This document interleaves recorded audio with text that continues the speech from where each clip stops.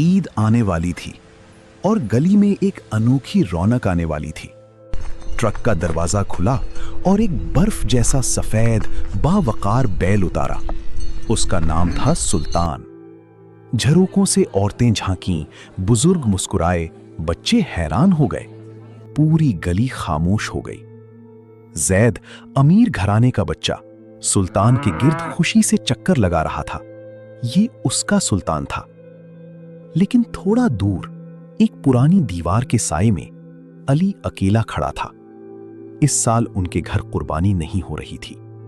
वो समझ गया था, फिर भी दिल में एक तीस थी। उसने गहरा सांस लिया और खुद से कहा, अल्हम्दुलिल्लाह, हर ईद एक जैसी नहीं होती। तभी जैद की नजर दूर खड़े अली पर पड़ी। वो रुक गया और कुछ महसूस किया।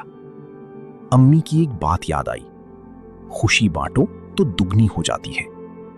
जैद ने फैसला कर लिया और बगैर एक पल सोचे वो भाग पड़ा। अली, ए अली! उसकी आवाज पूरी गली में गूंज उठी। जैद ने अली की कलाई थामी और कहा, सुल्तान सिर्फ मेरा नहीं, ये हमारा है। आज से मिलकर ख्याल रखेंगे। अली का कांपते हाथ सुल्तान की नाक से मिला। सुल्तान ने एक नर्म सांस ली, जैसे वो पहले से जानता था। अगले कुछ दिनों में दोनों दोस्त मिलके सुल्तान की खिदमत करते और साथ में हंसते भी रहते। नहलाने का वक्त तो अलग ही रंगीन था। पानी इधर उधर उड़ता, दोनों भीग के हंसते रहते। एक दोपहर अली ने ताजे गेंदे सुल्तान की माला में परोए। हर फूल में मोहब्बत थी। पड़ोसियों ने देखा और मुस्कुराए। किसी ने कहा, अमीर और गरीब तब एक दिखते हैं जब दिल एक हो।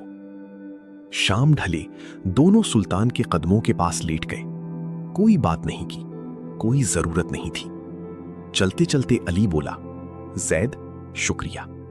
जैद ने पूछा, किस बात का? अली ने कहा, सब कुछ के लिए। ईद की सुबह आई, नर्म और सुनहरी। एक ही कतार में कांधे से कांधा मिला के दोनों ने सजदा किया। सुल्तान चला गया। उसकी जगह खाली थी। दीवार से बंधी रस्सी हवा में हिलती रही। लेकिन ये गम नहीं था, ये रहमत थी। जैद के वालिद एक भारी थाली उठाए अली के घर की तरफ चले। कुर्बानी का गोश्त, वो हर घर का हक था। दरवाजा खुला। अली की अम्मी की आंखें भर आईं। होठों पर सिर्फ एक दुआ थी, अल्लाह आपको जज़ाई खैर दे। शाम को दोनों एक दस्तरख्वान पर बैठे।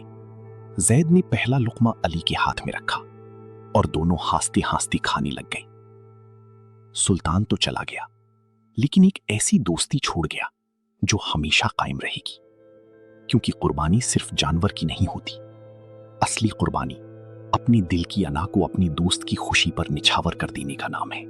अगर ये कहानी आपके दिल को छू गई हो तो लाइक करें और चैनल को सब्सक्राइब करें ताकि ऐसी और कहानियां आप तक पहुंचती रहें।